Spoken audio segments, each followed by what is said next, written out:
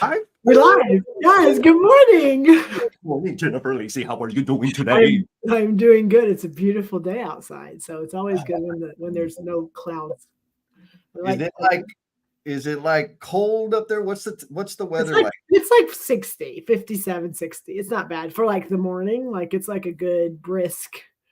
I mean, in Texas, it's like it could be 80, it could be 60, but no, it's good. It's a good cool morning.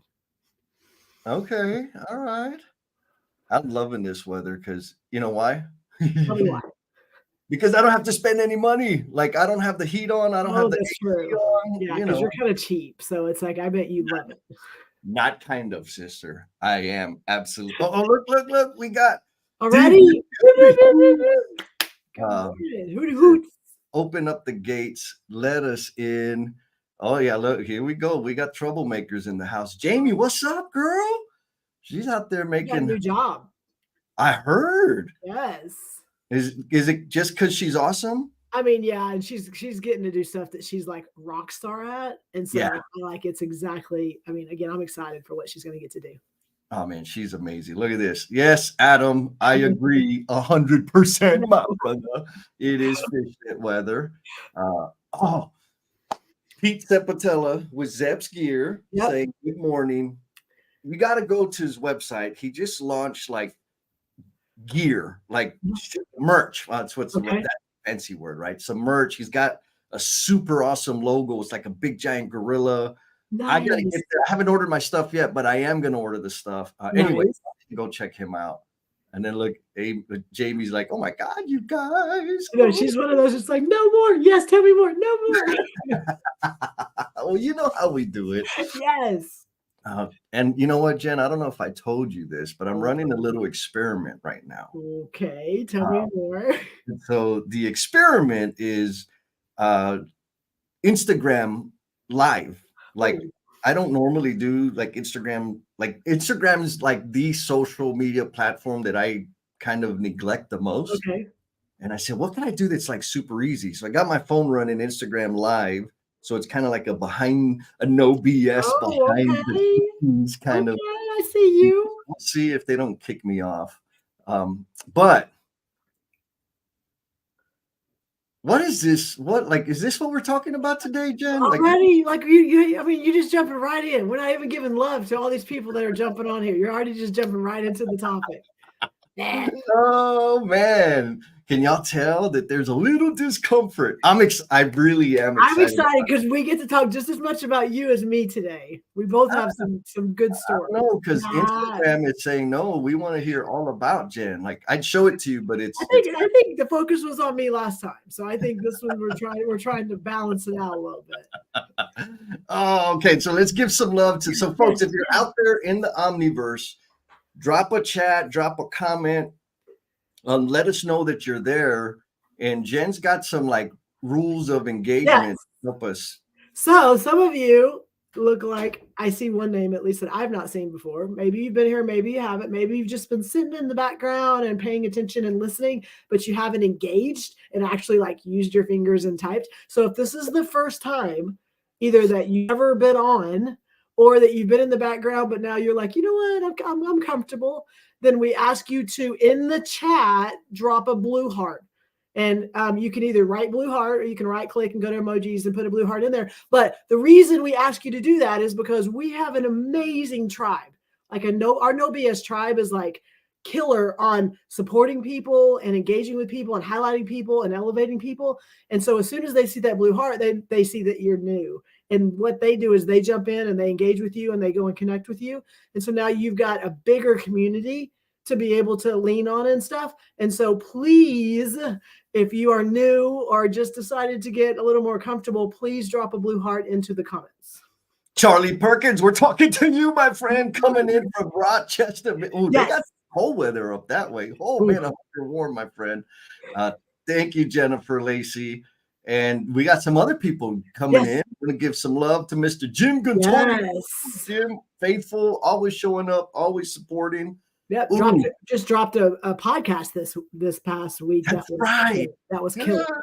Yes. So we'll find him and you'll see him on the socials and stuff. But yes, it was awesome. and making big waves in the DF Dub. And then we got Miss Jen Roberts, who last session was a Blue Heart. Yes. Jumped in the after party. And just like jumped in full force, didn't even care. Like she just went in with 2 feet, all hands, everything. Yes. Yes.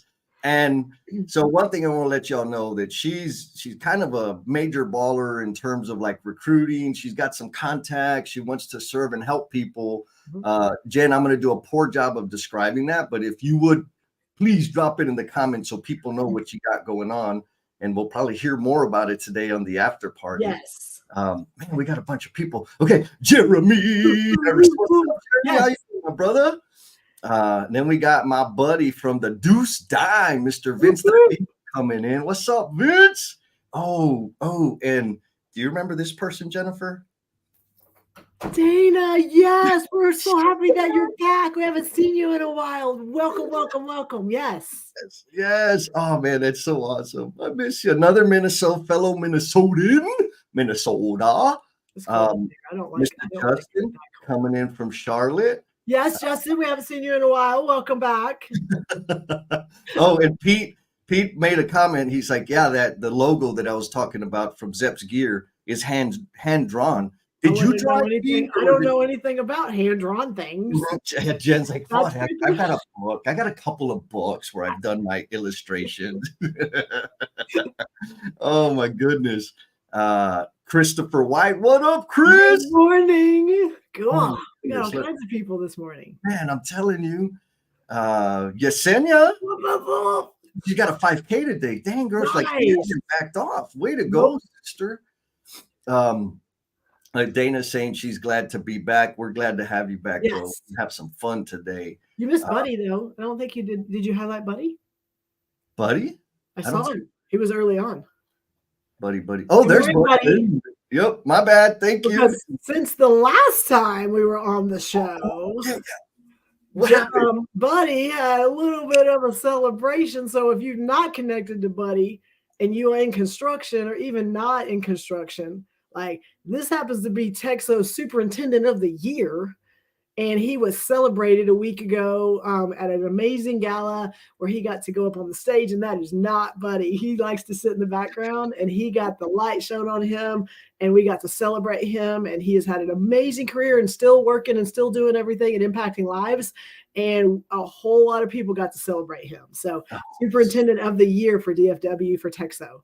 Of the millennium.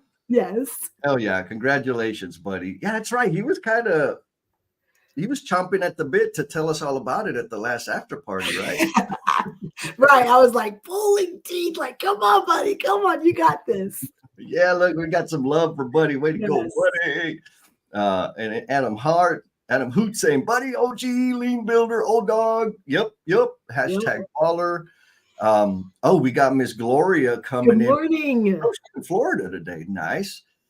I'm going to be doing a live stream with her on December 15th. Nice. On her live stream thing, Everything Construction. I think that's the name of it. I should probably know. Don't tell her that I don't know the name of it. Okay. Anyhow, we're going to have some deep and meaningful conversation. I'm probably going to feel my guts a little bit. So, and we didn't talk about this because we always have a great plan. Do we throw out what we're going to do in 2 weeks early, or are we going to wait till the end? I think we sprinkle it around a few times. Okay. So what are we going to do? Well, so in 2 weeks, instead of our normal LinkedIn Live, whatever we're doing on Saturday morning, we are actually going to do a very intentional, like a Teams type meeting so that people can jump on via video, because in 2 weeks, Jesse and I will be celebrating 2 years of No BS with Jen and Jess platform. And somehow we're still going, and they haven't kicked us off or anything like that. So 2 years. And so we are not going to be live on LinkedIn. We are actually going to be sending out a link so that you can jump on and turn your video on, and we can talk and celebrate and have a party. And so if you are interested and want to jump in, and even if you have your like curlers in and stuff, we don't care. And so, but we want you to, and we'll bring this up multiple times. Type the word party as a comment. And then Jesse will go back and he'll make sure that he has your contact information, and he will send you the invite so that you can jump on a live video call where we can all kind of celebrate and talk about all of the things that maybe, this platform has done for you, because we're going to definitely do that for us. Yes. And for clarity, because I know I heard some cheeks clench, like, oh my God, live. Yes. We don't mean that we're going to be live streaming. No. Yeah. Sorry. Yes. That's my fault.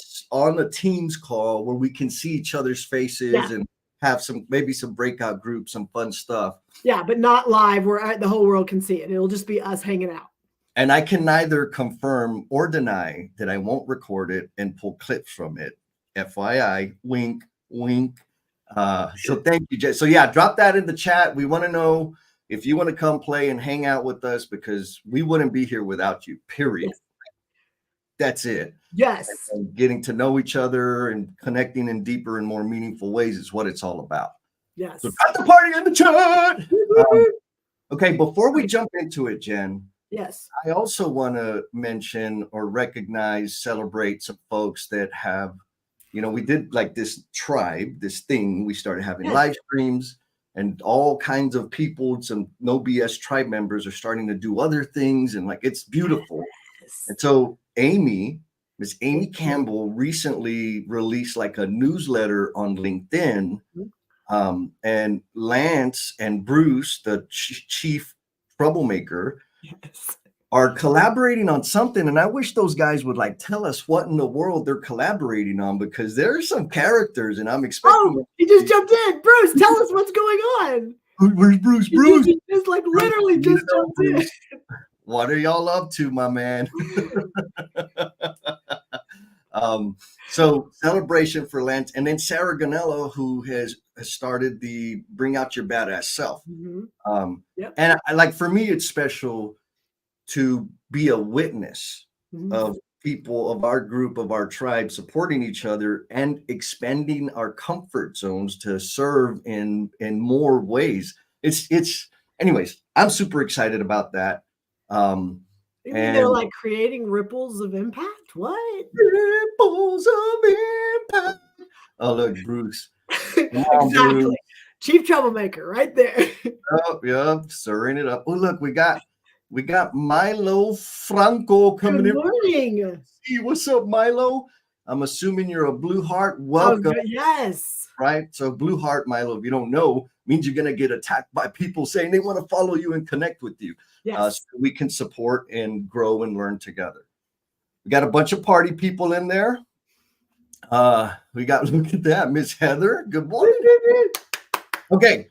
Okay, Jesse, what are we talking about today? This one. Have your defenses betrayed you? So you told me to create this image, and you said this is the subject. And I said, yes, ma'am. And I still don't understand, like, what's the deal here? Okay, first of all, BS. Let's start with that. We don't do BS on here. And so, of course, where most of our topics start is in the after party. So again, when we finish today, make sure you jump on the after party. But most of those conversations allow our tribe members to talk, and we get to collaborate and, share and things like that. And so this topic, along with some stuff you and I had talked about separately, is how many times most of us are, high-performing people out there doing some pretty amazing things. And when we are in spaces like that, where we're out there just performing, we forget, and maybe we intentionally do really good job staying in control. And so, and again, we kind of have to be able to do some of the things we're doing. We have to be able to have a focus and a strategy and a mission and a purpose. And we have to be able to make sure we're moving towards our goals and things like that. We're really good at some of those things. But when we live in that space so much, I think we are not aware, maybe, that we are not allowing other things that are important to also be part of that journey. And the examples for us when we were talking is I like control. And sometimes just because I like control doesn't mean I need to be in control. And it's really hard for me. And so, and we talked about when I let go of some of that control, it's like almost like a net where we have a really tightly wound net and only certain things get through, very limited things get through. But when I step back and I try not to have so much control and the net loosens up, some of the things that are allowed to come and go and penetrate my heart and things like that, it also allows me to be a better person and to grow and to learn. And yet we forget those things. And those are, empathy and compassion and, patience and things like that. And so that is what started this whole thing. And then you usually just find an image and put a question up there. And then that's what we talk about. That's why we're here. That's how we do it. Yes. Oh my good. Yeah. And so I'll add a little more color to it. When you and I were kind of debriefing after the after party, which was an amazing after party, I don't know. I don't know this. It's something I need to think more about. But as you and I are having this conversation and like super excited because the after party was awesome, somehow whatever the content or core of that conversation is, kind of ends up tying into something me or you are personally experiencing. Yes. Like all the time. Yes. And then it's like, whoosh, the collision happens. It's like, oh, this is what we need to talk about next week. Yes. And so here we are ready to talk about that stuff.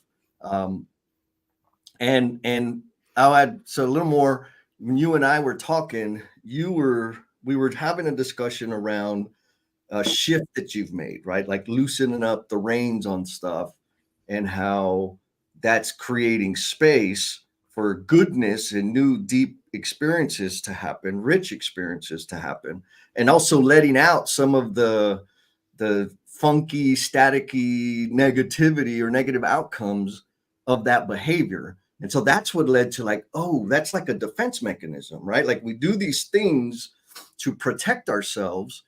And like they serve us well to a point, but then it's like unchecked, they become maladjusted behaviors, and then they start betraying us, right? They start limiting the value or the richness that we can experience or contribute to others.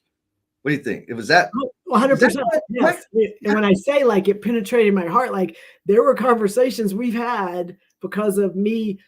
I'm going to let go of some of this control and I'm going to allow things to, be a little bit maybe gray. And so I'm not so much controlling them. And in doing that, it is allowing some things in that are making me a little uncomfortable. And again, I love uncomfortable. I dive into the discomfort zone when it comes to work. Oh, I'm amazing. I can get in front. I can have silence. I can all those things. I can manage all of that and I can just be fine. And then you look at my personal life and you look at my family and my kids and the things that are not work related and lots of control. And as a parent, we know that. And as a matriarch of a family, we know that. We know those things. But also like, what are we missing out because we're so much trying to control things and trying to make sure everything's right. And that's where like, I've tried to like, I've got to let go of some things and I've got to, not be so like, this is regimented. And when I just did that, like, I'm just going to do this because I know it's probably what I need to do. And then what started like happening and started coming into my, conversations that like, I'm going to say never have happened, but because I just stopped trying to control everything, like I've got my mom calling me like 2 or 3 times a week that like, that's just not the engagement we've had. Like it's more me initiating it, but because I've reached out and I've tried to like help with some of that communication, she's calling me more. And I'm like that, like what's happening right here? And it's because I've stopped trying to control every dang thing. Yeah. So what I heard is outcomes. Yes. And I want to go deeper into what was the like, but what then now, because outcomes are kind of, it's cool, but what does it feel like? Where were you at? How did you get there? Not just you, how did I and how did we, the No BS tribe? I mean, Bruce already said his defenses have definitely betrayed him big time. And so that's kind of what we want to explore here today. And also, there's probably other people that have the same Yes. experience you just described. People like Kirby, good morning, Kirby. she's here. She is the master on releasing control Yes. and letting go of all the minute details. Maybe not. What's up, Kirby? Glad that you're here. So I want to pose this question to the tribe. And as we have this conversation, I'm super eager to see what it is they're dealing with and how we can help each other. Because, folks, you already know we're super supportive. People are going to jump in. I see in the comments, Heather already reached out to Milo. It's like, bro, I'm in OKC. Let's hook up. And that's how we roll here. So the question is this: what's making you trip over yourself? Right? Like, what are the things that the behaviors, the thinking that you have in place that are no longer serving you and creating like less than amazing outcomes? And so I guess I'll start first. Should I start first, Jen? Yes. I love that idea. I'm so surprised that you jumped on that. When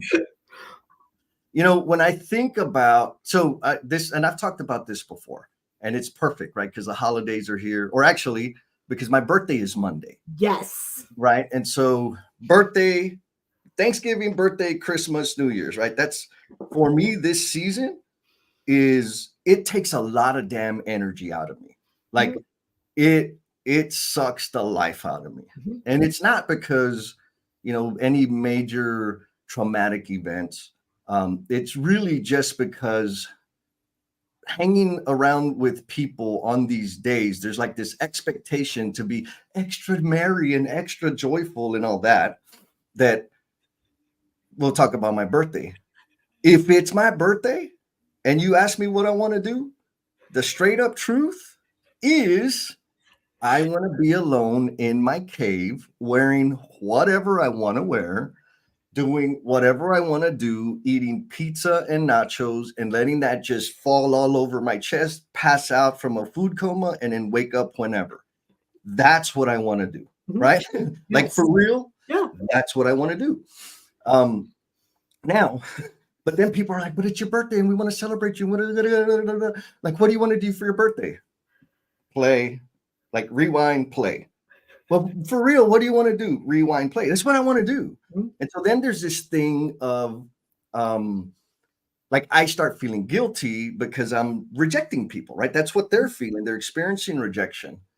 And, when I think back about when that started, like me of like severing the excitement and connection to celebrating my birthday or holidays, it happened when I was 15. I think I was 15, maybe 16. I was working at Kentucky Fried Chicken. It was my birthday and I had a shift and nobody, and I had this huge expectation of people to come and like surprise me at work. Yep. Nobody did. Not even the people I like, nothing, nobody. And I remember just this cloud of like, man, what did I do? Did I let everybody down? Did I piss everybody off? Do they not like me anymore? And so that's what triggered the defense mechanism, right? Like, let me sever my appreciation or excitement or expectation around being celebrated for my birthday, or, this is connected to holidays too, so that I don't get hurt again.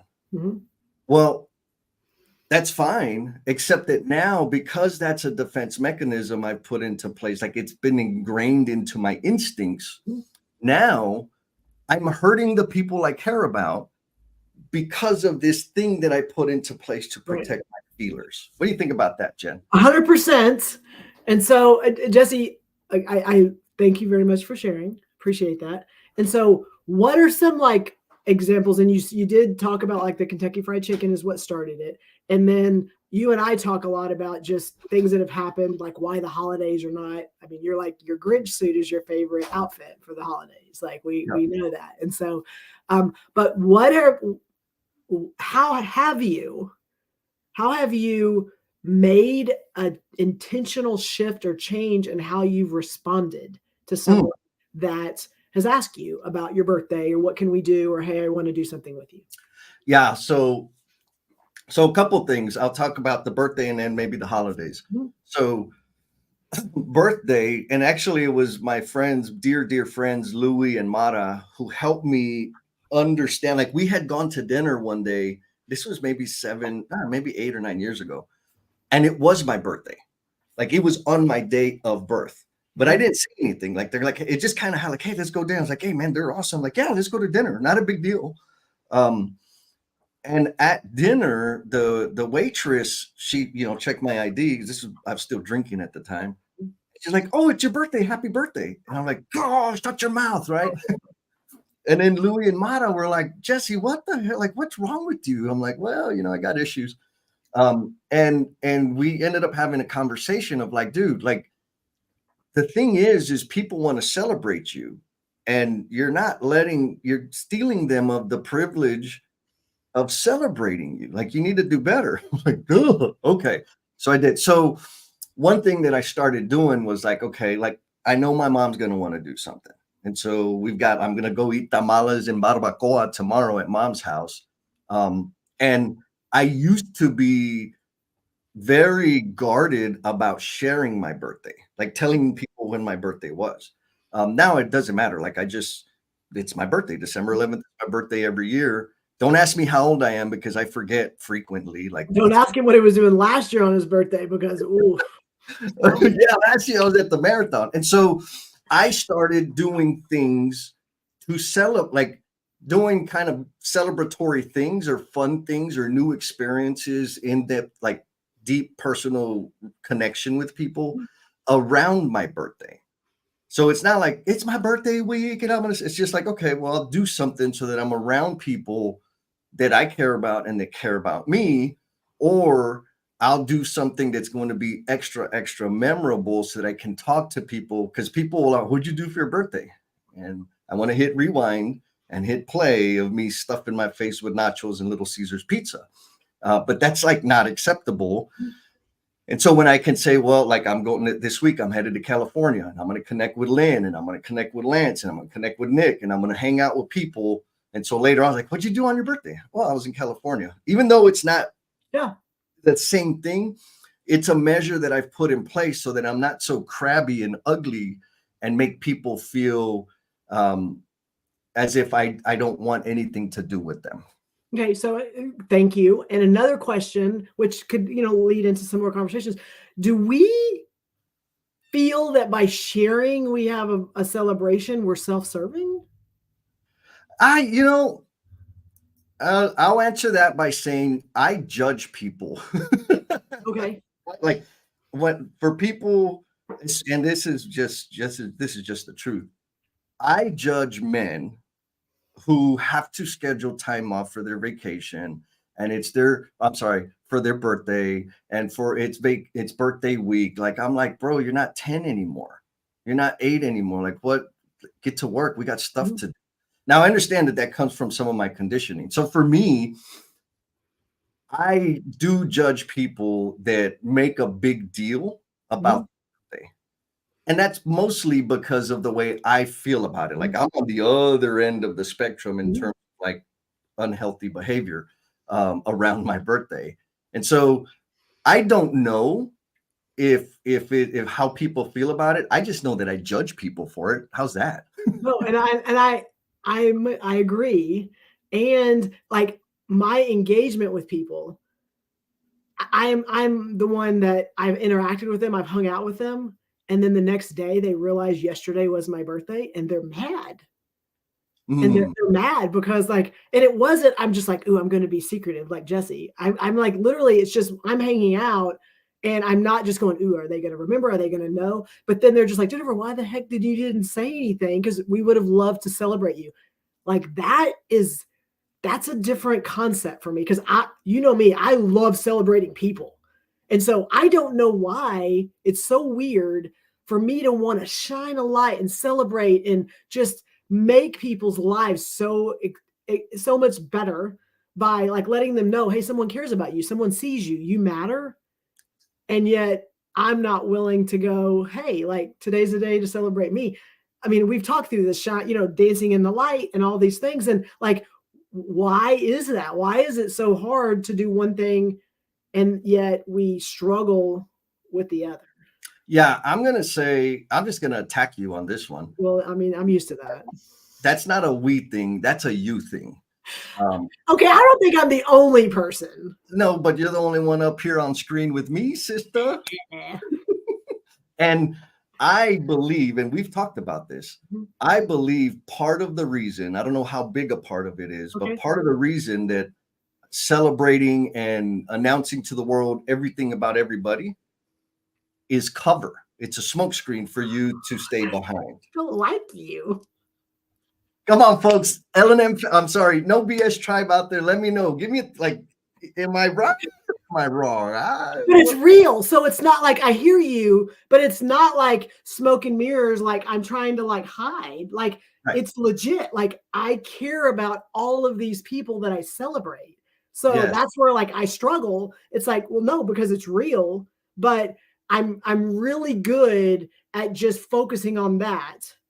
And then when it turns around and it's about me, it's like, no, no, no, no, no. Like I'm I mean, like I'm telling you, on Christmas morning with my kids, Christmas with my family, like everybody's opening presents and I'm taking pictures, whatever. And at the end, they're like, Jennifer, open your dang presents. Like all my presents are sitting there. And it's not because I don't care about what they got me. It's because I really care about what everyone, like the reactions and what people feel and think when they get to open their stuff. And so that's, I'm gonna say, a struggle. It's like it's this dynamic of being able to be excited and let people see me happy and excited. And like I've had comments before, and I probably talked about it on here, that like I've been hanging out with a group of people that I engage with a lot. I'm going to say younger, my girls and their friends, and we were on a boat with Jamie or something like that. And one of them goes, I'm not sure I've ever heard Jennifer laugh.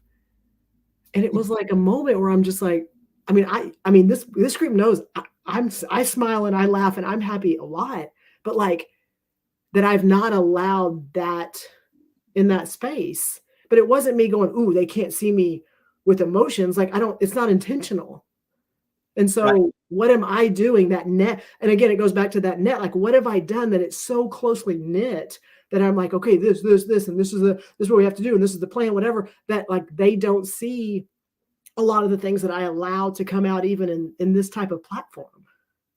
Yes. So I think there's an important point there. Okay. Is like the persona, the avatar that we craft, that we design and like put a lot of time and energy into building for work or the professional space, is this pretty well adjusted person. That son of a gun does not exist in the home life. And I think that's true for a lot of us, right? Like, because that the energy and effort. Now, the conversation about why, that's a whole totally different thing. Mm-hmm. But I believe that's a large part of it. And then connect the control thing. So Garrick Smith, my buddy from way back in the day, nice. He says, it's funny that you talk about it. Running a business with my wife, I have the hardest time letting go and not being in control. Right. There's other people. I am going to say that it is a control problem. Yeah. And, I was talking to Princess Kim yesterday, and she's like, it's a little play on words, but I think it might help some people. Yeah, some of us like to say that we're a control freak, or she or he is a control freak, which is kind of label, you're damned or you're judged. That's it till you die. And she's like, well, what about, maybe I'm not a control freak, but I am control freaky. Okay. Like I have a tendency to lean towards a need of control, imposing, And I have a lot of thoughts about that, which we'll probably get into. Now, Heather says, wow, I've been thinking about this myself. Why do we have that need? Why does it feel so important? I can't answer the question for everybody. I can answer the question for myself and for some of the people that I've been working with and that have like allowed me to speak into their life. The need for control is or comes from a fear. period. Like what that fear is, I think it's different for everybody, or maybe it's not the same fear all the time. It is a fear of some sort. And so we're trying to avoid something, whatever we think that nasty, ugly, scary thing would be. And we put all this energy and brain power and emotion and feeling and manipulation and like all of this stuff to try to control the outcome. And we have no control out of the outcome. And then because we're doing all of this, tinkering and, social manipulation and we start noticing that people are weird. Like, why are they like that? Why are they mean? Why are they rude? Why are they short? And it turns out it's because of me. It's because of all the little damn things that I've put into place. It's motivating them or eliciting that response that I don't necessarily appreciate very much. And it's my fault. What do you think, Jennifer Lacey? Well, and we go back to this word, and I'm going to continue to use it, the conditioning. Yes. Like we say that, we use it, like we do not acknowledge how we've been conditioned. And it's like, once we can like stop and go, why are we like this? Like we can say, I'm like this, but why are we like this? And it can go back. I mean, we'll dig into, like, when we talk about, I mean, we have some sayings, Jesse and I, on just like, buy the damn nachos and things like that. Like, some of you may not know the story behind that. We'll get to that later, but it's the need, the fear. I'm going to go with that because I love that. Like, why do we have to have control? It's the fear of something. And I'm going to tell you, for me, it's the fear when it comes to money, which is, but when it comes to money, it's the fear of not having it. Mm-hmm. And why does that matter? It matters because I grew up not having a lot. Mm-hmm. I grew up and was conditioned into the decisions that were made were super intentional, and we had to sacrifice. Was it this or this? We get this one thing, and how important is that one thing? Because we won't get it again, for what, like the decisions that my father made when it was, when it came to money, like it conditioned me to protect, and what do you have to sacrifice, and how are you going to live? And I was like, every decision I've made since then has been, I want to make sure I'm not in that space, or my kids are not having to make the same, sacrifices that I made, to the point, and Jesse knows this, so far on the other end is that I'm not in the same space as my dad, and yet I'm still doing the same things. But what does that rob you of, Jen? The joy.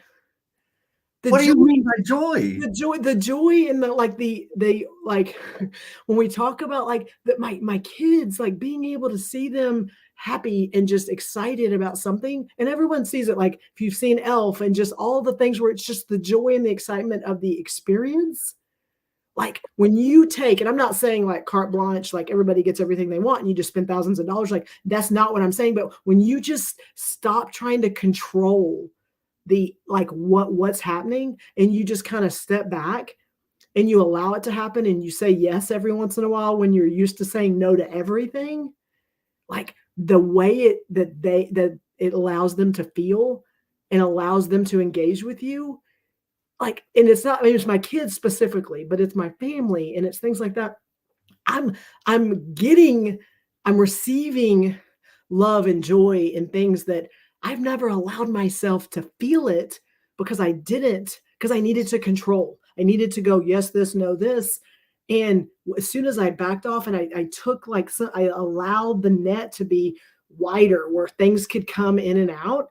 It's like watching the joy and the happiness and just people enjoying a moment. Like when's the last time that you went out somewhere with your family, you went somewhere and you did it? The first thing was like, how much is that?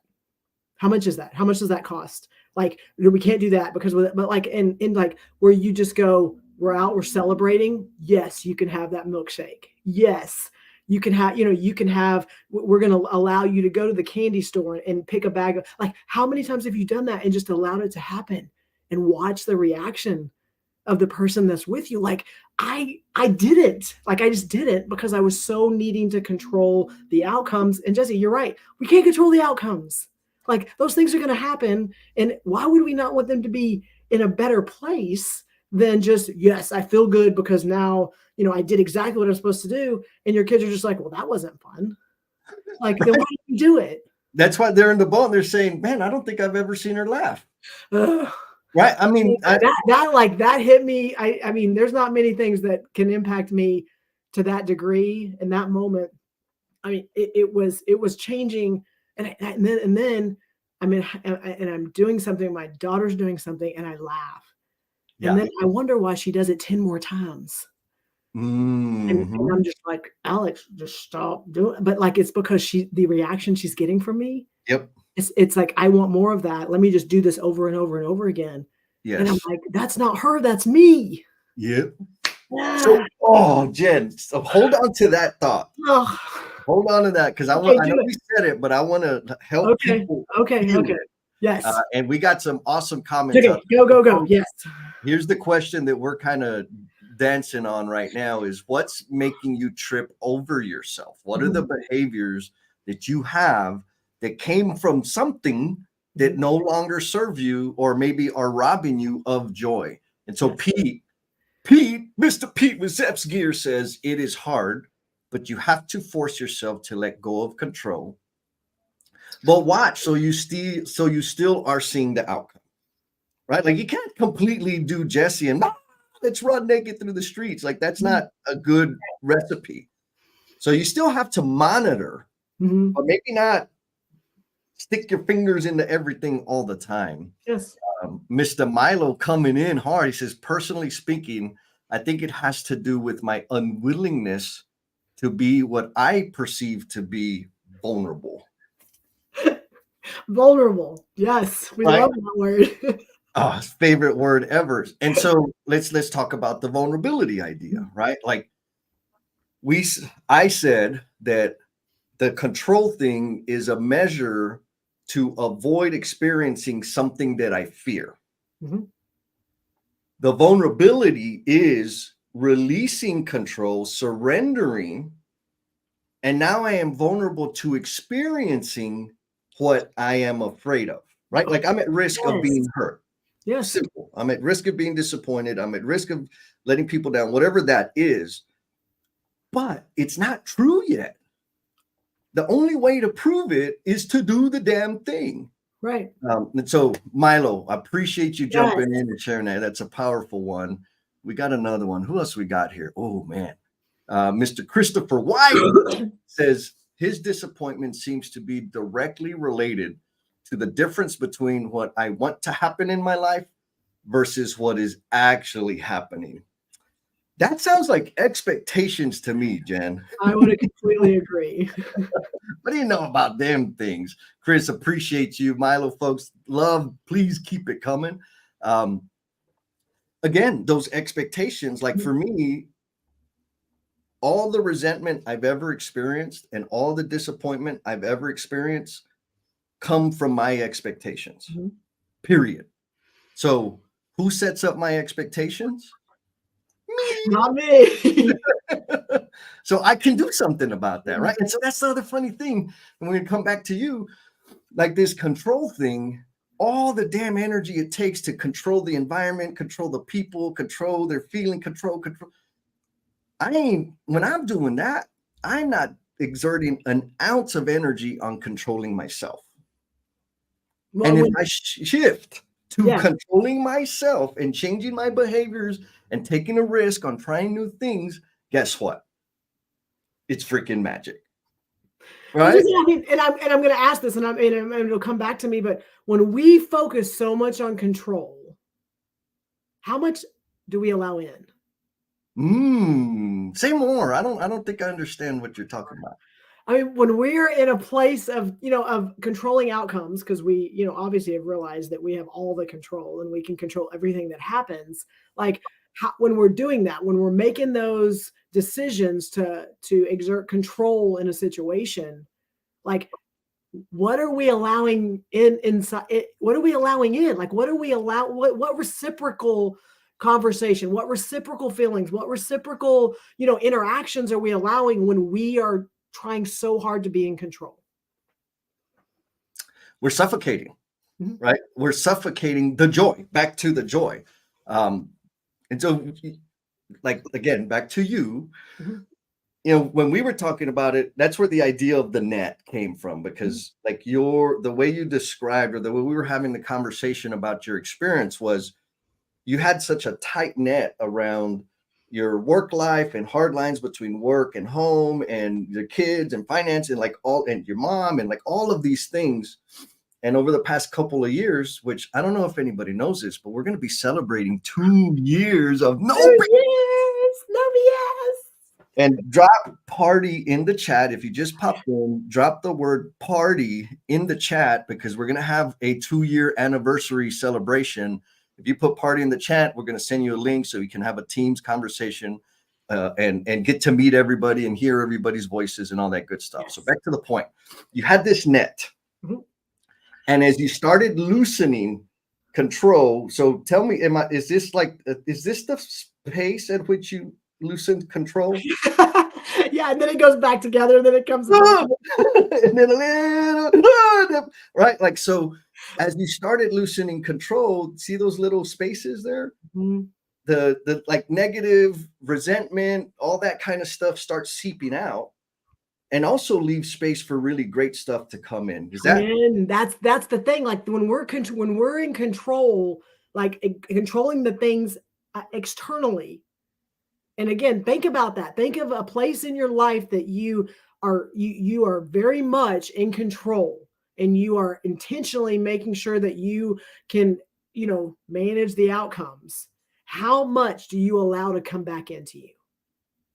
Because I'm like literally, as we're talking, thinking about it, I don't know of a time that when I have exerted control, I've allowed something to come in. It's about me controlling external, but nothing internal. And it goes back to that protection you're talking about, and that, what are we protecting ourselves from to not allow ourselves to get hurt, to, there's a fear that we've been conditioned to try to protect, all those things. Yes. Yes. Now, well, I mean, we're kind of talking about this transition of releasing control and surrendering to awesome amazingness. Does it just happen overnight? Like you just decide and it happens? Or are there, like, what are the resources? How do people like start the transition? So a couple of things I'm going to say. For me, there's two big things, and one has happened over the course of the last 2 years, and then one I'm still in progress. So the first thing is the people that you're around, and the spaces that you're in, and how much of you do you allow those people to see. So there's that part. And if it's the right people and you trust them and the vulnerability and you're willing to to go a little bit outside of what you're normally doing, then they're in a, if they're the right people, then they can hold a mirror up and they can kind of reflect back to you what they're seeing and what their thoughts are, and you have to be open for what they have to say. That's one big piece. And that I had to start. I didn't know I needed to do that, but once I started hanging around the cool kids and people that were doing some really cool things, but also that would like call me out and be like, okay, you're saying this, but you're doing this. And I'm like, yeah, they're both right. They're like, well, like, how does that make sense? And so it's like, and then I had to start. The second part is the reflection part. So I'm going back to you in a minute. So just a second. But the second part is not only being around the right people that will, again, call you out, and that will hold you accountable, and that will go, well, you said this, but your actions don't match that. Tell me more about that. Like having the right people that say it, and then I walk away from that and go, well, them stupid people, they don't know me. They don't, like, I can go there, or I could go, crap, I gotta think about that, because I've not allowed myself to reflect and really listen. Okay, then why do I do those things? And what is causing that? And what conditioning have I been so ingrained in that I've not like made a change? Like we're in an environment where we like to continuously improve and grow and learn, like what that we talk about it at work, and we're amazing at that continuous improvement when we're talking about work and how do we make things better and how do we, all these things, but like none of that did we think about in our relationships and the things that we do? And so that reflection piece on, I got to think about, like, how do I get better? And part of it's owning that, one, I don't have all the answers. Two, I've been doing some things really screwed up. And I've been not doing the right things when it comes to people I care about. Okay, so there's that. Woo-hoo. Well, yes. So folks out there in the Omniverse, here's the question to you is, who do you reach out to when you're stuck? And so Jen, like you nailed it, right? Who are the people? Have you built a community, curated a group of courageous people that are going to tell you what you need to hear, that are going to challenge your thinking, that are going to say, we're talking about this again? Like, this is the same thing Jesse again? says that to me a lot. It's like, dang it, we're not there yet, Jesse. Like, how is this different than the last 10 times? No, I'm exaggerating a little bit. But so it's those like those people that, which I know a lot for me, are in the no BS tribe. 100%. People that I trust and I will reach out to. Bruce does it all the time. He'll send a message and say, hey man, how are you? Like, haven't heard from you. Maybe something caught his attention, that my energy was off a little bit, just to check me, right? Hey, are you okay? And the reflection that comes from that. Right now, I have a practice of an hour a day of thinking time, which is reflection. It took me a long time to build up that much time and to be comfortable with actually reflecting. Now, the source of reflection the topic of reflection often comes from feedback, observations that I've received from the people in my community. And so for me, it really starts with who, right? Like, who do I have a resource? Do I have the guts to talk to somebody else and say, I am struggling, I need help? It all starts there. And then I could start messing around with it. And also, when I am the resource, it's not easy to like be straight up and tell people like, you're shitting the bed again. Because I'm at risk of losing your trust. Mm-hmm. I'm at risk of using your adoration because I'm challenging you, and I could hurt you or offend you such that you cut me out of your life. And I wouldn't like that. But I want to help people become the promise they are intended to be. And so I know the value I get when people hit me between the eyes with some truth. And so I just practice the thinking of, hear me now, listen to me later. Like, you don't have to love all of my feedback. You can be pissed, you can be hurt, you can be offended. But I know that at some point in the future, it's going to seep in and I will have contributed some meaningful value to you. But that's not easy. What do you think, Jen? Well, and I want to ask you another question, because again, we're talking kind of some personal relationship type space right now, but how much of that thinking has also been applied to your work and to your business, on how you show up and how you talk to people and how you, what kind of work you do, how you support people, and that just like your business makes you money, but you've also, in our conversations, realized that there's some people that are just not going to jive with you. Yes. And so you have those real, like, you've applied that to, I'm not going to just be this way in my relationships and in my community, but also when I'm going out to procure work, like, I've also got it. Can you tell us more about that? Like cutting people off? Yeah, or just like, hey, this is what I do. This is how I show up. Yeah. And this may work for you or it may not work for you. Yeah. So no, beautiful. So again, that ties back to like releasing control and surrendering to what is true. Right. I believe, here we go. We're going to get a little nutty, because this is what I've been thinking about the past few days.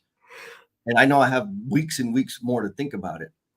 But I believe for me to impose control on something is to contradict what is natural. Does that make sense? Tell me more. And so so quick example, what's natural? If I plant a seed of whatever tree, bush, whatever, it will grow. And it will not just grow one thing. The fruit of whatever that seed is will be multiples upon multiples upon multiples. Now, that just happens naturally. I don't have to do anything to make that happen. That happens all the time. But when I go and grab a pecan or a pine or whatever, and I plant it in a little pot and I do all the crap, you know how many times I've tried that and it died? So that's me imposing, in my head, that's me imposing control on a natural thing. And because of my control, my disruption of whatever that flow is, it kills what is naturally possible. Oh, so you just step in and you think, I got this. I'm going to go in and I'm going to make this better. When really, if you would just allow the progression to happen organically, you got it, right? Yeah. And the outcome of that will exceed any idea or expectation or plan that I have for generations to come, kind of like trees do, right? Okay, now let's come back to reality. The amount of energy I have to put into behaving myself professionally, having an executive presence, and all of that stuff short circuits what is natural to me. So what's natural to me? To say what I have to say, to be fun, to be high energy, to be goofy, to get philosophical and deep, and like all of it. And so if I just present myself naturally, meaning not covering it or short-circuiting it with my insecurities and my evil wanton aspirations, what happens is, because I'm being, as I guess the word would be, authentic, it helps people it attracts the people that like whatever the hell this is, and it repels the people that don't. And that is okay. Like, I still love you. And so I guess the point, maybe summary, is because I am working or allowing myself, surrendering to what is natural to me, the outcomes of that are 10, 20, 30 times greater than what they used to be when I spent all the damn energy in trying to contort myself into what I think people want me to be, or what I think is going to yield me the most revenue, the most leads, like et cetera, et cetera. If I just get out of the damn way, things turn out to be way, way freaking better. So what I heard was you have realized, I'm not going to sacrifice myself. And if I don't sacrifice myself, there's rooms I may not be invited to. And that's okay. That's exactly right. Yes, there are plenty of rooms I don't get invited to. And that's okay, because I don't need to be there. Right. And it leaves the space for me to be in the rooms where I can best serve others. Oh, so, and that, I think that point is so important to see, because how many people, and I'm going to tell you, I can own it, that before I've kind of figured out me and who I am and what my impact could be, how many times do we make a decision, or we have a conversation, or we're willing to sacrifice something that's us to just be able to be in a room? Like, just, I mean, like that's big. Yes. Yes. Yeah, and so it's big, right? We sacrifice just so we can be with the cool table, because we wanted to be at the cool table, because there was some anticipation of some awesome something or other. But how do you feel after you spent the night at that cool table? Oof. How much impact did you have in that room? Right? Like, yes. It sucks. It feels ugly. Freaking don't go. Yes. There's like the kids table is like cool too. Yes. Oh man. So we got, you mind if, I think we need to go to the go. No, I know there's a lot of stuff popping up over there. Yes. Oh my God. Look at that. It says preach, brother. That's right. Yes.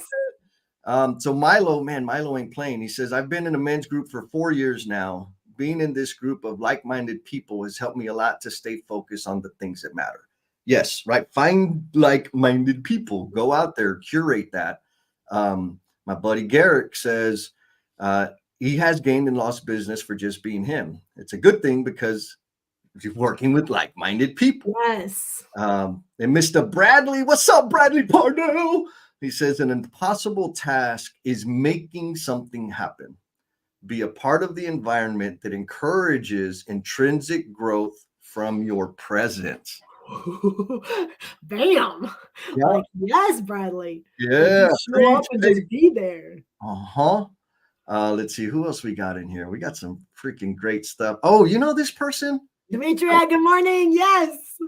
Coming in from She's Facebook, like, again, another person. If you are not connected to Demetria, she is killing it. She is out there just, I mean, she has nothing holds her back, and she shows up her real self every time. Sometimes I gotta like bring her back. Like, okay, settle down a little bit, but she's amazing. So if you're not connected to her, make sure you reach out and connect with her. Yes, amen. And also Jen Roberts, she's coming in from YouTube land. She's giving us a little bit of what she's got going, and hopefully we'll get to hear more about that at the after party. Justin, you know Justin, right? He always do. Yes. Chip on my shoulder. Let's say, to chip on my shoulder to always prove myself sometimes prevents me from proving myself. Right? Like, yes. Oh man, well, it goes back to what Bradley said. Sometimes we just need to show up and be there.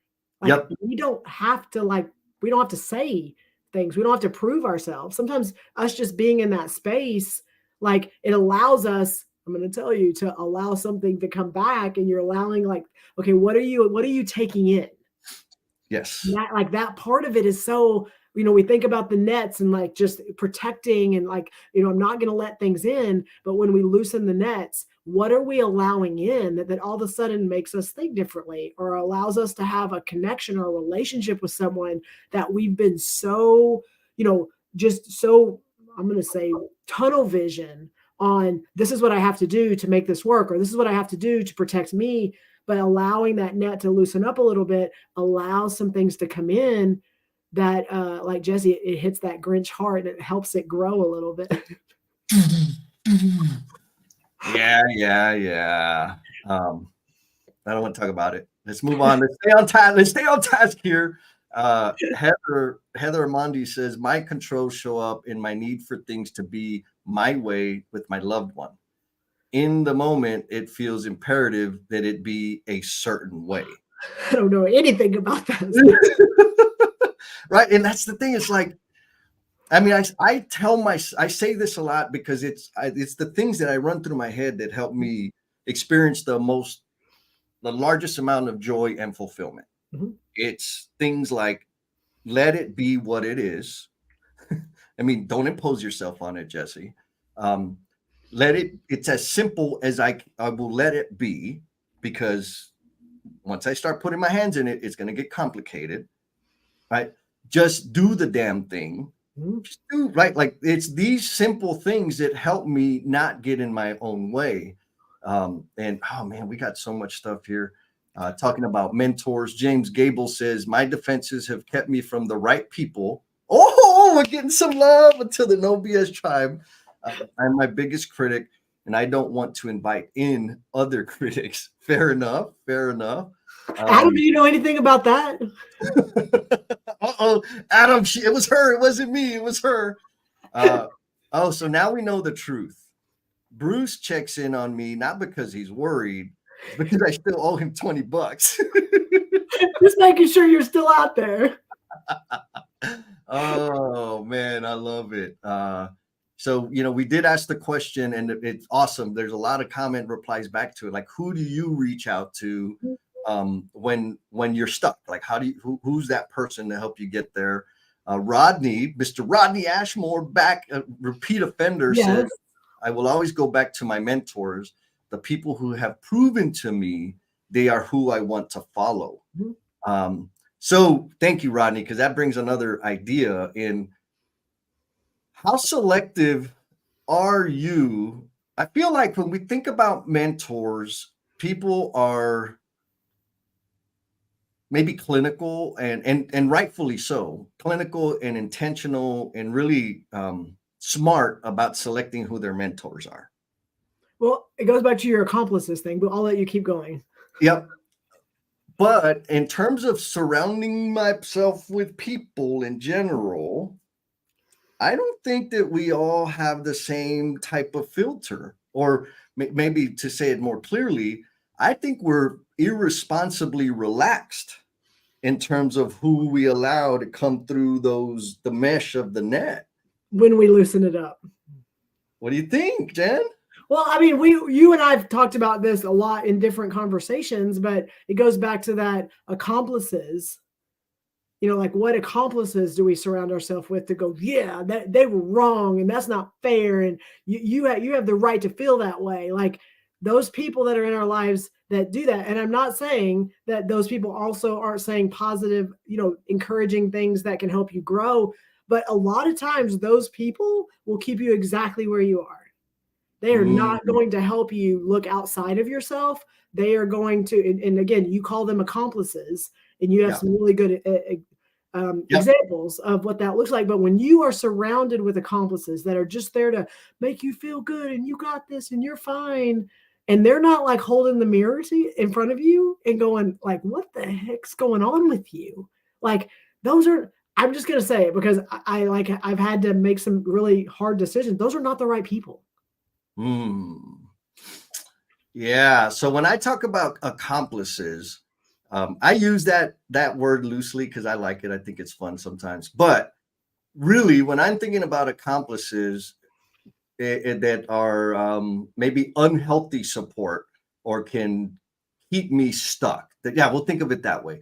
Accomplices that'll keep me stuck. These are the people that I talk to when I'm breaking up with my ex or breaking up with somebody. And I know what they're going to tell me is like, she's just wrong. If she can't love you at your worst, how does she don't deserve you at your best? And like, they just feed at how awesome you are and how strong and powerful you are and how people just don't know and they don't deserve you. Like, I don't need that, right? Like maybe to feed my ego, but that doesn't help me grow. No. It does not help me grow because I'm going to tell you right now, in every single damn relationship I've ever been, and I think this is true for everybody, I contributed to the failure of that relationship in some form or fashion, period. Yep. And yes, I can blame everybody else. But if I don't take ownership for my contribution to the situation, I'm going to stay the same and have the same outcomes. And so if I surround myself with accomplices that are going to give me a pass on being a dummy, I'm going to continue being a dummy. Yes. And Jesse, I will completely say you have helped me tremendously because I will come to you. And again, we're really good friends. And I will come to you and I can be emotional. I can be upset. And you allow that space. You allow for me to be in that space. And then you're just like, what about this? And did you think about this? And well, you said this, and like, how do you think? I mean, like you call me out and like, I don't leave and go, well, he's stupid. I like you help do that. And that's what we need. We need people that are going to have care and compassion and allow you to be in the space that you're in, but also not let you take that and then not see all the other things that the emotions can cloud. When we're in the middle of something and it's hurting us, or we're upset or we're frustrated, it's easy for us to get clouded. And okay, yes, we can acknowledge that, but then here's all the other things too that we contributed to. Yes. And our people will help us see that. So yes. Jen, I'm seeing this trend in the chat. What is that all about? Okay, party. So in 2 weeks, normally we do the live stream on Saturday morning on LinkedIn, but Jesse and I are celebrating our 2-year anniversary of having this platform, and we're still like each other, kind of. And so we are going to celebrate not just with us, but with y'all.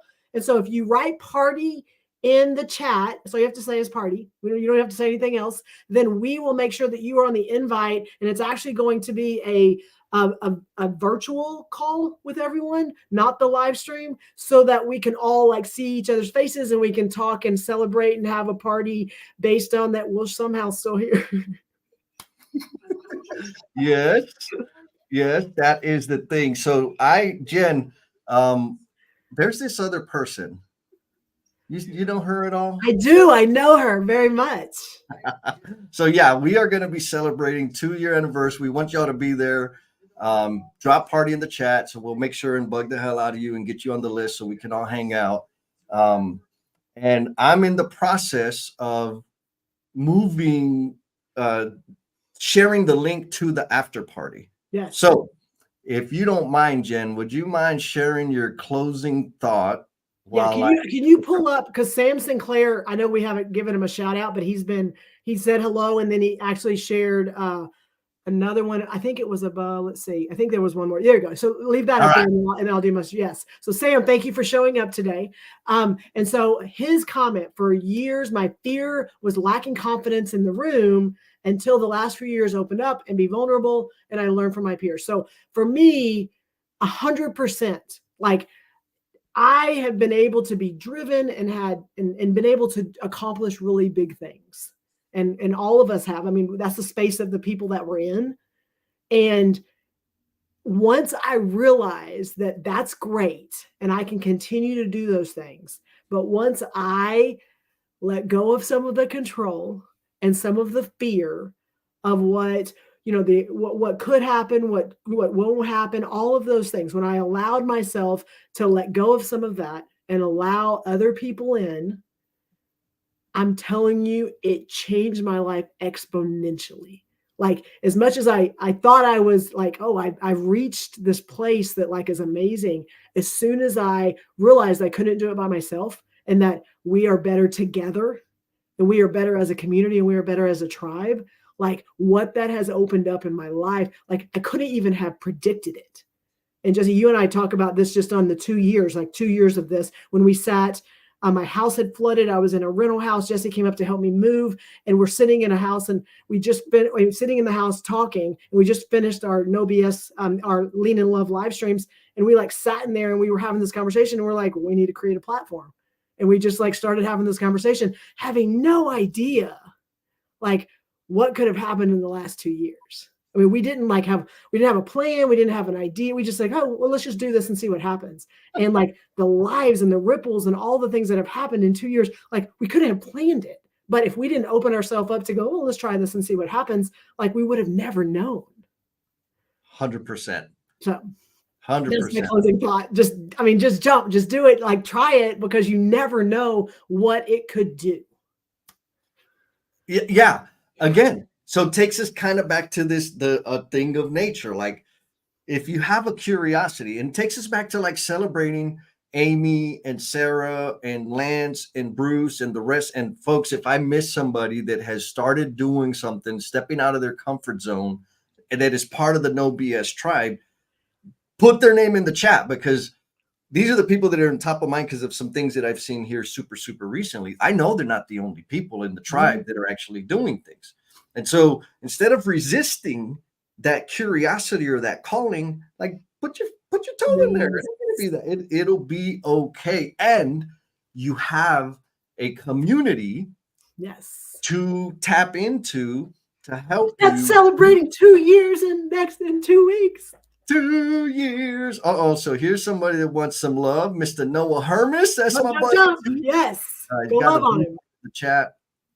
All right. So folks, I'm pretty sure I dropped the link to the after party and all the stuff and all the socials. And it's on the No BS page also. So yeah. So if you're on LinkedIn, go to the No BS with Jen and Jess page, and the link to the after party is there also. It's in the comments on the YouTube and the Facebook and the LinkedIn. And, so please show up. My closing thoughts did, and Jeremy says it beautifully, right? Our defense mechanisms are natural and useful to protect us, 100%. We just have to be mindful that those defenses don't cross the line to self-deception. It is definitely a slippery slope. Like, amen.